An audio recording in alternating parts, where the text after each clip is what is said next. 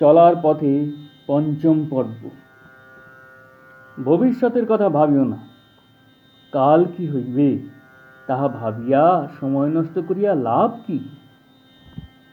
কে বলিতে পারে যে পরবর্তী মুহূর্তেই বা কি হইবে? যতক্ষণ আছো বর্তমানকে সুন্দর করিয়া সাজাইয়া তোলো। সুন্দরের প্রতি প্রেমই সকলকে সুন্দর করিতে পারে।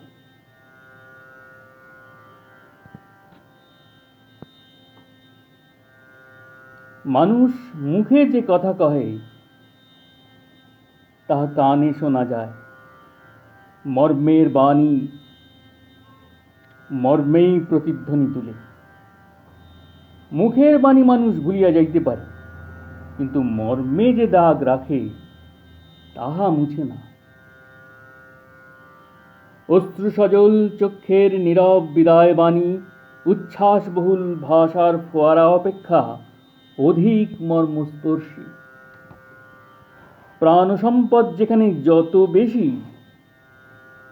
সৌন্দর্যের প্রকাশ সেখানে তত মধুর। দেহের সৌন্দর্য মানুষের সৌন্দর্য বাড়াইতে পারে না যদি হৃদয় না থাকে।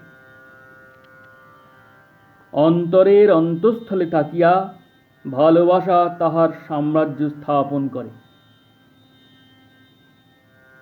লক্ষ কোটি যোজন দূরে থাকিয়াও মিলন অসম্ভব নয়। সে মিলন প্রাণের ঐকান্তিকী একাগ্র সাধনায় বিদ্যুৎ শক্তির মতো প্রাণে প্রাণে তরঙ্গায়িত হইয়া উঠে। সুদূরে থাকিয়াও অন্তরে অন্তরের বাণী উপলব্ধি করে। অর্থে মানুষকে দূরে সরাইয়া দেয়, সেবায় মানুষকে আপনার করে। নিজেকে যত বিশ্বের কল্যাণে বিলাইয়া দিবে, নিজেকে বিশ্বের মধ্যে ততই মধুরভাবে উপলব্ধি করিবে। তখন মনে হইবে তুমি ও বিশ্বে তফাৎ নাই, বিশ্ব তোমাতে এক হইয়া গিয়াছে। একান্ত মনে নিষ্ঠার সহিত যাহা চাওয়া যায় তাহাই পাওয়া যায়। অকপট চিত্তের প্রাণের পূজা কখনো ব্যর্থ হয় না। ভগবান অন্তরের ভাবই দেখিয়া থাকেন। ভালোবাসা জীব ধর্ম, প্রেমেই ভালোবাসার চরম পরিণতি। প্রেম স্বরূপ শ্রী ভগবানের প্রতি আত্মনিবেদনেই সত্যকার প্রেমের প্রকাশ। সর্বজীবে শ্রী ভগবানের প্রকাশ দেখিয়া জীবে প্রেমই সত্যকার প্রেম। কাহারও নিন্দা প্রশংসার ভয় করিও না। সরলভাবে অকপটে নিজের কথা বলিয়া যাও। উচ্চৈঃস্বরে বীরদর্পে জীবনের পথে যাত্রা করো। তোমার যাত্রাপথ দুর্গম বন্ধুর হইবে। রক্তাক্ত চরণে সে পথ অতিক্রম করিয়া যাও, তুমি জয়ী হইবে। নিন্দা করা যাহাদের স্বভাব, তাহারা নিন্দা করিবেই। মক্ষিকা বৃত্তি পরিত্যাগ করিয়া মাধুকরী বৃত্তি গ্রহণ করো। কে কি বলিবে বা করিবে ভাবিও না, তোমার কাজ তুমি করিয়া যাও। দেখিও তোমার কর্তব্যে যেন অবহেলা করিও না। কাহারও ভালো না করিতে পারো ক্ষতি নাই, কিন্তু কাহারও মন্দ করিও না। কাহারও প্রাণে আনন্দ দিতে না পারো দুঃখ নাই, কিন্তু কাহারও দুঃখের কারণ হইও না। অপ্রয়োজনে কোনো কথা বলিও না। অপ্রয়োজনে কোনো দ্রব্য সংগ্রহ করিও না। অন্যের প্রয়োজনে সর্বস্ব দিও, অন্যের অপ্রয়োজনে দান অযথা দান। সত্য কথা অপ্রিয় হইলে বলিও না, ইহা এক শ্রেণীর লোকের মত। অনেক সময় অপ্রিয় সত্য বলিতে হয়, যাহাতে সমষ্টির কল্যাণ হয়। সেইরূপ অপ্রিয় সত্য প্রকাশ করাই উচিত। হিসাবী হওয়া ভালো, অতি হিসাবী হওয়া ভালো নয়। যাহাতে মনুষ্যত্বকে খর্ব করে, হৃদয়ের প্রসারতা নষ্ট করে, সেরূপ হিসাবী সর্বনাশকর। একটা পিপীলিকার নিকটও শিক্ষা লাভ করা যায়। দুর্বাদল নিজে নিষ্পৃষ্ট হইয়াও তোমার চরণকে কঙ্করের ব্যথা হইতে রক্ষা করে। যাহাদের ঘৃণা করো তাহাদের নিকটও যাহা শিখিবার আছে নিষ্ঠার সহিত শিখিয়া লও। বিশ্বের সকলকে আপনার করিয়া লও, বিশ্ব তোমাকে মাথায় করিয়া নৃত্য করিবে। মানুষ যখনই তাহার মনুষ্যত্বকে ভুলিল তখনই তাহার মৃত্যু হইল জানিবে। মিথ্যার উপর ভিত্তি করিয়া কখনো কোনো সৎ প্রতিষ্ঠান গঠিত হইতে পারে না। অভিমান, অহংকার, আড়ম্বর মানুষের অগ্রগতির পথে সর্বদাই বাধার সৃষ্টি করে।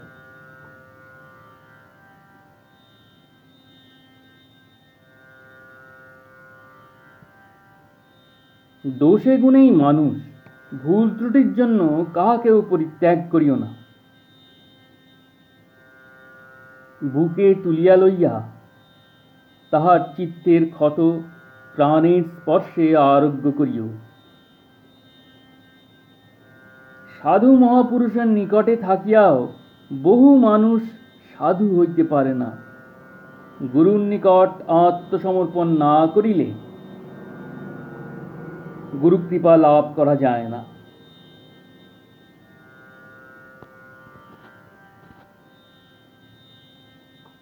সত্য চির অবিকৃত থাকিয়া কালে কালে তাহার প্রকাশ দ্বারা মিথ্যার পুঞ্জীভূত জঞ্জালকে দগ্ধ করিয়া দেয়। সত্যের সেবা না করিলে সত্য স্বরূপকে লাভ করা যায় না।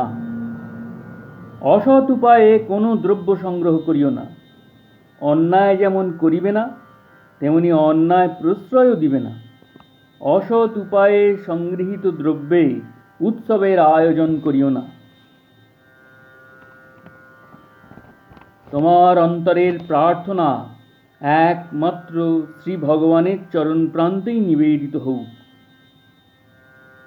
সকল দেশের সাধু মহাপুরুষদের রক্তে রঞ্জিত হইয়া অত্যাচারীর খড়গ জগৎকে যুগে যুগে শিক্ষা দিয়ে আসিয়াছে।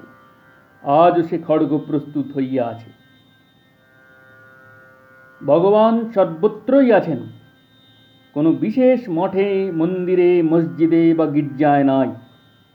যেখানে তাহার সত্যকার পূজা সেখানেই তাহার অধিষ্ঠান। যাহারা বলে তিনি এই স্থানেই আছেন, ইহাই তাহার একমাত্র প্রিয় স্থান, তাহারা ভ্রান্ত। নিখিল বিশ্বের সর্বত্র প্রত্যেক অণুপরমাণুর মধ্যেই তিনি রহিয়াছেন। সাধনার দ্বারাই তাহাকে উপলব্ধি করা যায়। অনুষ্ঠান প্রাথমিক প্রয়োজন। সাধক যত তাহাকে উপলব্ধি করিবে, অন্তরে যত তাহার প্রকাশ উপলব্ধ হইবে, বাহিরের অনুষ্ঠান তত কমিয়া যাইবে। বাসনার ক্ষয় ব্যতীত মুক্তি নাই। অতি ক্ষুদ্র একটি সুপ্ত বাসনা জীবকে সহস্র বর্ষ ধরিয়া জন্ম মৃত্যুর মধ্যে হাবুডুবু খাওয়ায়। মানুষ মাত্রেই ভুল ত্রুটি ও দুর্বলতা আছে।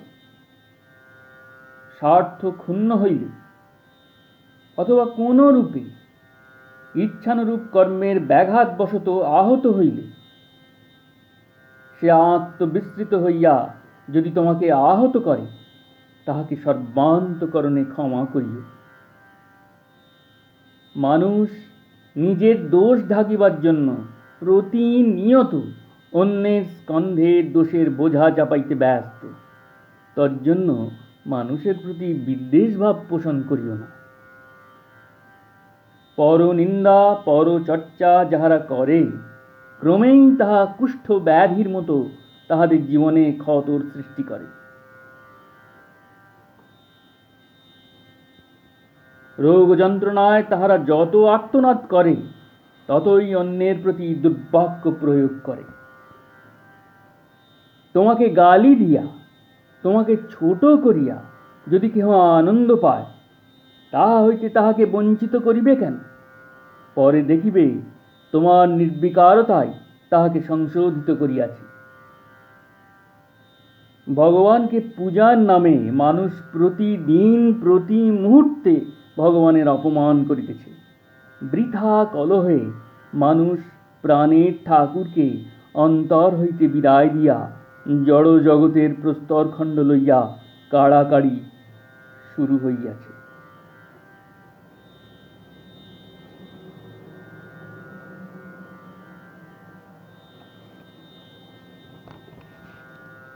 জনসেবার নামে যাহারা স্বার্থ সেবা করিয়া চলে, তাহাদের হইতে দূরে থাকিবে।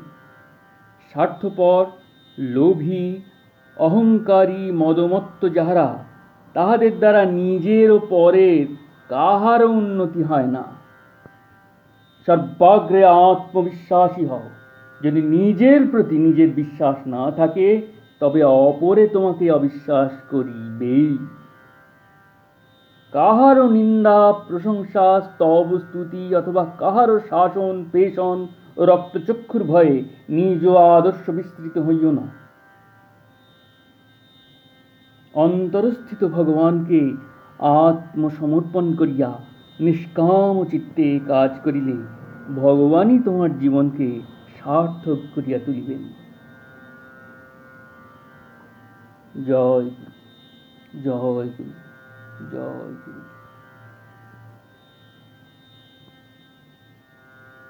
প্রণাম।